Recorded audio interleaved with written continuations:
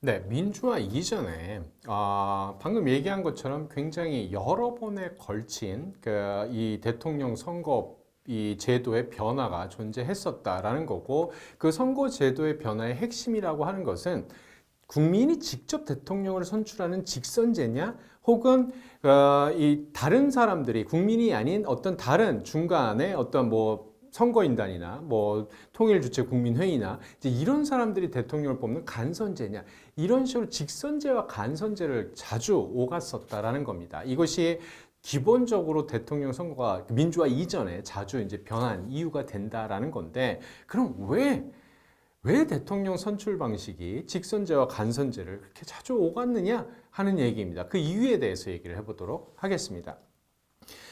일단 선거제도의 가장 근본적이고 핵심 중의 문제 중 하나는 누가 대표를 선출하느냐 하는 문제에 놓여 있습니다.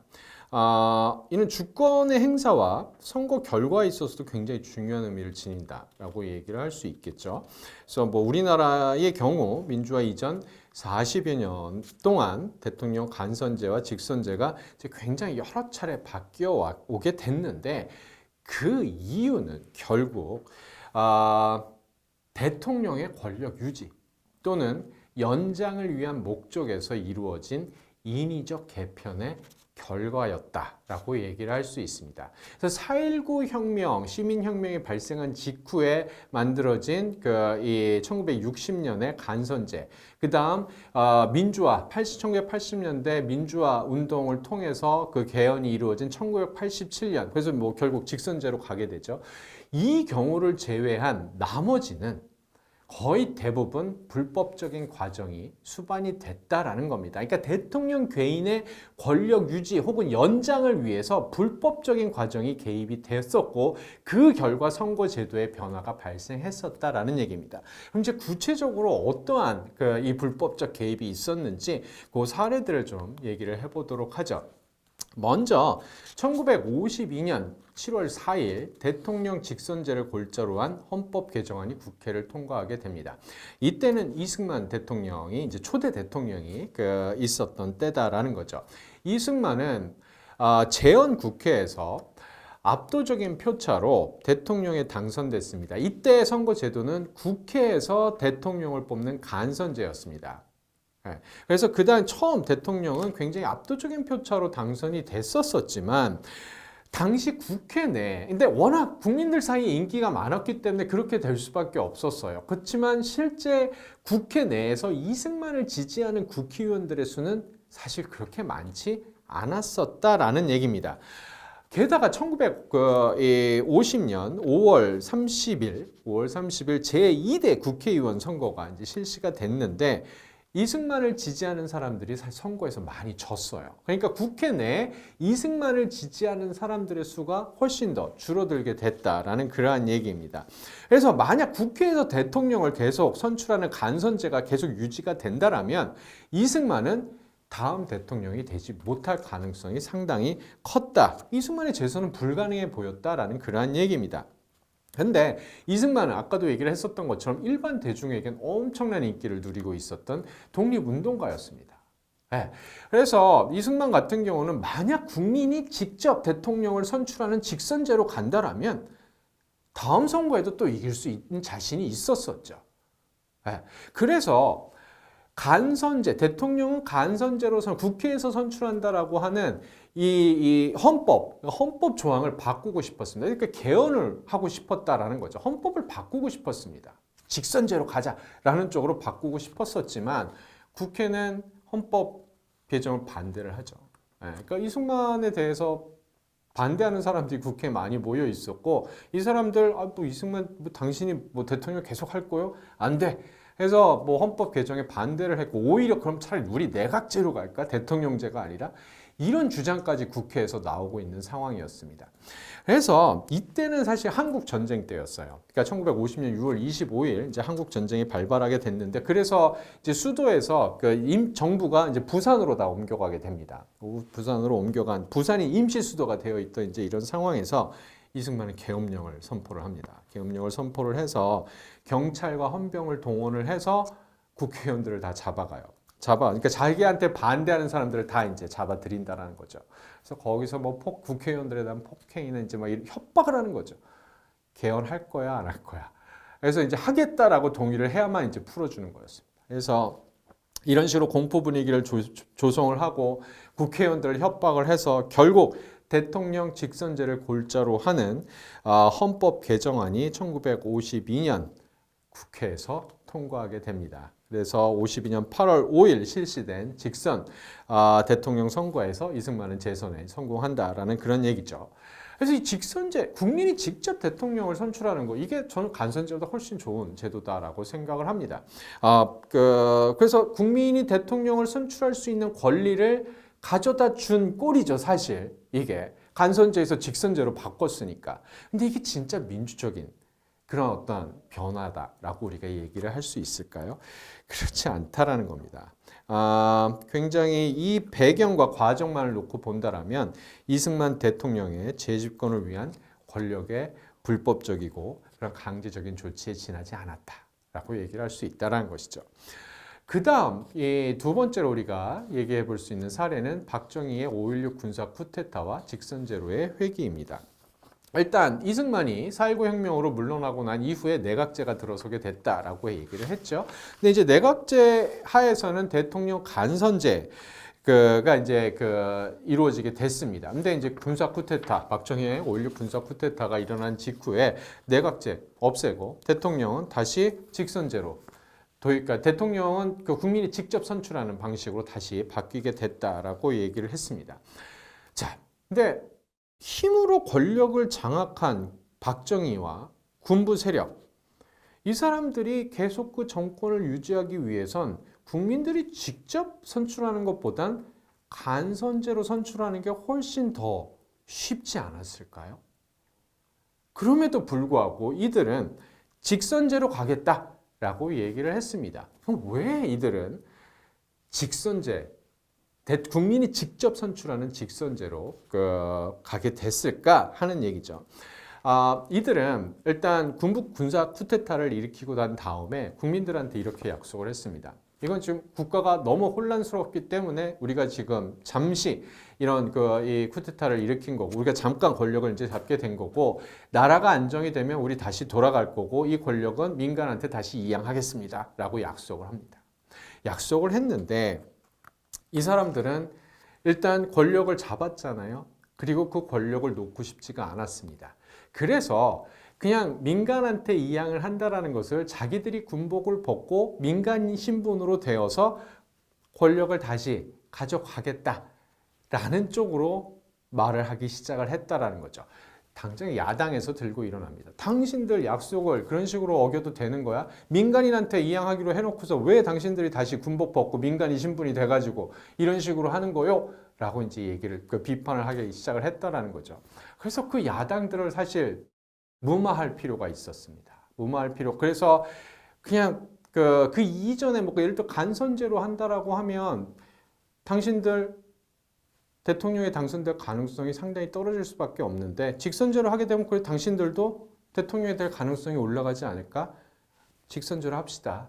우리 간선제 안 하고 우리가 그냥 군복 벗고 민간인 신분으로 대통령 이 선거에 출마하는 대신 간선제 말고 직선제로 하겠소 라고 이제 야당을 무마한다라는 거고 또 하나 이 사람들이 고려했었던 건 무엇이냐면 권력 획득의 절차적 정통성을 인정받는 필요성이 존재했다라는 겁니다. 선거를 통해서 당당히 민간인들과 경쟁을 해서 우리가 선거에서 국민들의 선택을 받았어 라고 하는 것. 이것이 이들의 권력에 대한 정통성을 확고히 만들어줄 수 있었다라는 생각을 가지고 있었다는 거죠. 그래서 직선제로 이제 가게 됐다라는 그러한 얘기입니다. 그러다가 이제 박정희 정권이 지속이 되죠. 지속이 되다가 1971년에 3선에 성공을 합니다.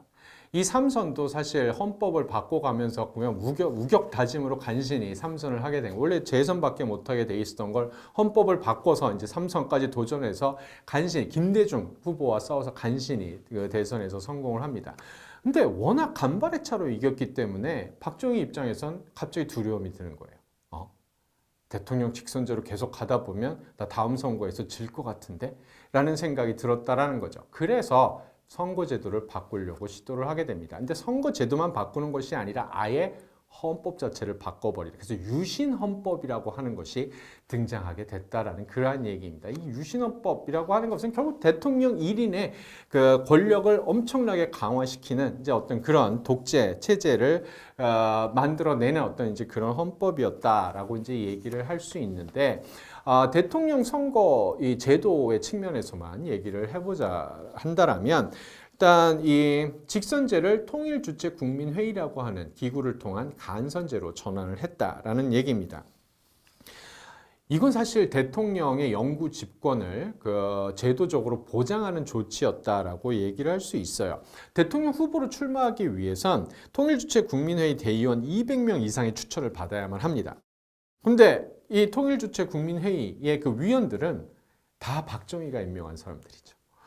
그러니까 이 사람들은 그럼 뭐 야당 후보를 추천을 하거나 이런 일이 일어날 수가 없는 겁니다. 무조건 박정희 이 사람만 추천을 하는 이제 이런 상황이 됐다라는 거고, 그래서 야당 후보는 아예 그냥 이 후보로 올라가지도 못하는 이제 이런 일들이 벌어지게 됐다라는 겁니다. 그래서 이 통일주체국민회의라는 그 이 기구를 통해서 총 4번의 선거가 간접적인 선거가 이제 치러지게 되는데 72년, 78년 박정희가 이제 당선이 됐고 79년에 박정희 대통령이 시해되고 난 직후에 이제 체규화에 대한 그 선거, 그 다음 1980년 군부 쿠데타 이후에 전두환이 이끈 쿠데타 이후에 80년에 또 이제 이 선거가 이 방식으로 이제 선거가 치러지게 된다라는 건데 이 4차례의 선거에서 후보는 딱 한 명뿐이었어요.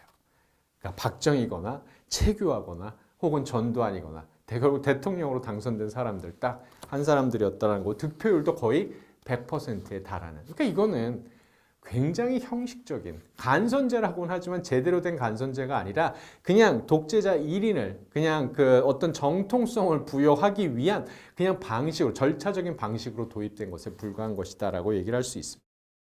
그래서 이제 제5공화국이 출범을 하게 돼요. 그래서 전두환과 이제 이 하나회를 중심으로 한 그러니까 박정희 대통령이 시해되고 난 이후에 이 군부 쿠데타가 다시 발생하게 됩니다. 그래서 이들이 권력을 다시 탈취를 하게 되는 것이죠. 그래서 이 사람들은 직선제로 가기는 사실 좀 무리였다고 스스로들 생각한 것 같습니다. 왜냐하면 다시 또 군부 쿠데타를 일으킨 거 아니에요. 그러니까 이 정당하게 권력을 가진 것이 아니라 무력을 통해서 권력을 뺏어온 거 아닙니까? 이런 상황에서 직선제로 간다라고 하면 국민들이 과연 그 사람들을 뽑아줄까요? 절대 그렇지 않을 거다라고 생각을 했습니다. 그래서 간선제로 가야 된다라고 하는 것에는 이 사람들이 이제 다 동의를 한 상황이죠. 근데 통일주체국민회의라고 하는 박정희 때 유신헌법에서 만들어진 이 방식은 자기들이 봐도 좀 너무 큰 문제가 있었다라는 겁니다. 야당 후보는 아예 여기에 들어갈 수도 없는, 후보로 들어갈 수도 없는 상황이 돼버리는 거 아닙니까? 그래서 이거는 많은 국민들 사이에 저거는 말도 안 돼라고 하는 굉장히 큰 비판이 존재했었다라는 거고, 그래서 간선제는 간선제대 통일주체국민회의보다는 조금 나은 방법으로 가자라고 해서 도입된 게 선거인단 간선제다라는 그러한 얘기입니다. 그래서 일단 이 입후보자, 그러니까 누가 대통령 후보로 입후보할 수 있느냐 이제 하는 것은 정당의 추천을 받거나 대통령 선거인 300명에서 500명 이하의 추천을 받도록 이제 통일주체국민회의 때보다 이제 훨씬 완화된 방향으로 가게 됐다라는 거고, 일단 뭐 선거 운동 같은 경우도 할 수는 있게 했지만 굉장히 제한적으로 이제 하게 했다. 그러니까 선거 공보, 그러니까 이제 포스터 같은 거 붙이는 거 있죠. 이제 요 정도. 그다음에 신문에 광고. 저 이제 대통령에 출마했습니다. 저를 뽑아주세요 하고 신문에 광고 내는 거. 그다음 방송에서 연설하는 거. 요 정도 3가지 정도는 선거 운동 대통령 후보로 출마한 사람들은 이제 허용을 했다라는 건데 그럼에도 불구하고 이게 자유롭고 공정한 그러한 선거는 아니었다라는 겁니다. 그래서 제5공화국 간선제라고 라고 하는 것도 통일주체 국민회의보다는 조금 낮았다라고 하긴 하지만 여전히 비민주적인 그리고 어떤 정권 그 연장과 유지를 위한 그런 비민주적인 선거제도에 불과했다라고 평가할 수 있다라는 거죠. 그러다가 이제 1987년 그 민주화와 함께 이제 그 대통령 직선제가 다시 도입이 됐다라는 겁니다. 이것은 그 전에 어떤 대통령 선거제도의 변화와는 조금 다른 그 의미를 가지고 있습니다. 이것은 사실 우리 국민이 쟁취한 거거든요. 그 이전에는 대통령 본인이 자신의 권력을 뭐 연장시키기 위해서 자기가 불법적으로 뭐 이 개입을 해서 했었던 것이다라고 한다라면 이것은 우리가 우리 국민이 민주화 운동을 통해서 당당하게 요구한 거고 쟁취한 것이다라고 얘기할 수 있습니다. 1987년 민주화 운동 당시 전두환과 그 집권 세력은 간선제를 계속 선거인단에 입각한 간선제를 계속 유지를 하려고 노력을 했어요. 직선제로 가면 자기들이 질 것 같으니까. 근데 이제 민주화 운동의 그 이제 핵심 아젠다가 대통령 직선제로 가자라는 거였습니다. 그래서 결국 그 승리를 거두게 되고, 그러니까 이제 독재 정권이 항복을 하게 되는 거죠. 노태우 후보가 6.29 선언, 이제 민주화 조치를 하겠다라고 약속을 하게 되는 거고, 그래서 이제 개헌까지 가게 되는 겁니다. 그래서 대통령 직선제로 이제 바뀌게 됐다라는 그러한 얘기고, 7년 단임, 그러니까 그 이전에 그 전두환 정권에서는 대통령 임기 단임제였었지만 7년이라고 하는 기간이었는데 이것은 이제 5년 단임으로 바꿨다라는 거고, 이제 직선제로 가게 됐다라고 하는 그런 내용입니다. 그래서 국민의 손으로 쟁취한 민주화의 결과물이고, 또 이것 바로 그렇기 때문에 국민 주권, 대통령을 우리 손으로 직접 선출할 수 있다라는 국민 주권의 회복이었다라고 평가할 수 있다라는 것이죠.